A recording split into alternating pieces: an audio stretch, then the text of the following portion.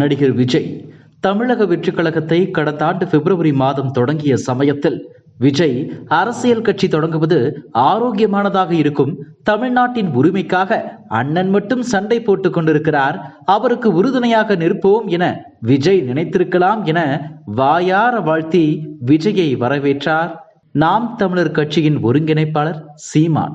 விஜயும் சீமானும் அடிக்கடி சந்தித்து ஆலோசிப்பதாக தகவல்கள் பரவிய போது அண்ணனும் தம்பியும் சந்திப்பது வழக்கம், அப்படித்தான் நானும் விஜயும் சந்தித்துக் கொள்கிறோம், இப்ப நாட்டுல பிரச்சனை, அண்ணனும் தம்பியும் சேர்ந்து விடக்கூடாது என்பதுதானே என பேசி வந்தார்.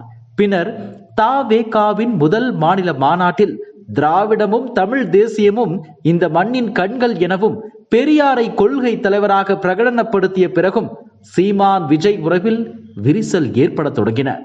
உன்னுடையது கொள்கை அல்ல, கூமுட்டை, அதுவும் அழுகின கூமுட்டை, ஒண்ணு சாலைக்கு அந்த பக்கம் நில்லு, இல்ல இந்த பக்கம் நில்லு, நடுவுல நின்னா லாரி அடிச்சு செத்துருவ என ஏகவசனத்தில் விஜயை சாடினார் சீமான். அண்ணன் தம்பி வேற, கொள்கை வேற, கொள்கைன்னு வந்து விட்டால் பகைதான் என விஜய்க்கு எதிராக தீவிரமாகவே களம் இறங்கியது நாம் தமிழர் கட்சி. சீமான் தரப்பு கடுமையாக விமர்சித்ததை தவேகாவும் வேடிக்கை பார்க்கவில்லை.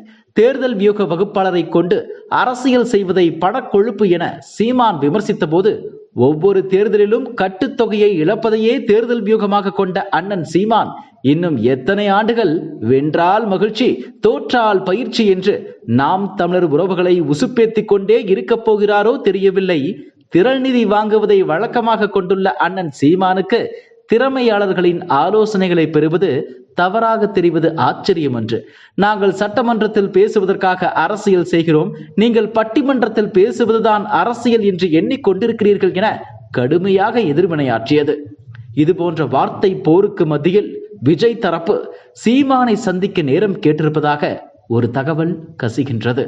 இது குறித்து விரிவாக பேசிய விவரம் அறிந்தவர்கள், நாம் தமிழர் கட்சி தலைமை ஒருங்கிணைப்பாளர் சீமானை சந்திக்க தவேகாவின் வியூக வகுப்பு குழுவின் முக்கிய புள்ளிகள் அப்பாயின்மெண்ட் கேட்டிருப்பதற்கு பின்னால் ஆளும் கட்சிக்கு எதிரான கூட்டணி வியூகமாகவும் இருக்கலாம். அதே சமயம் அரசியல் கொள்கை எதிரிகளை தாண்டி மற்ற கட்சிகளை நட்பு சக்திகளாக அணுக தவேகா முயற்சிக்கிறது, அதற்கான முன்னெடுப்பாகவும் இருக்கும் என்கிறார்கள்.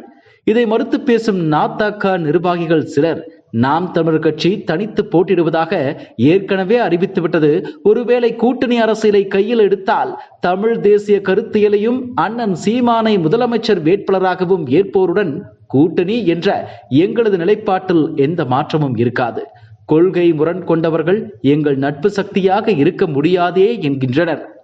என்ன நடக்கப் போகிறது என்பதை பொறுத்திருந்து பார்க்கலாம். இதுபோன்ற செய்திகளை மேலும் தெரிந்து கொள்ள எங்களது யூடியூப், ஃபேஸ்புக் மற்றும் ட்விட்டர் ஆப்களை சப்ஸ்கிரைப் செய்யவும்.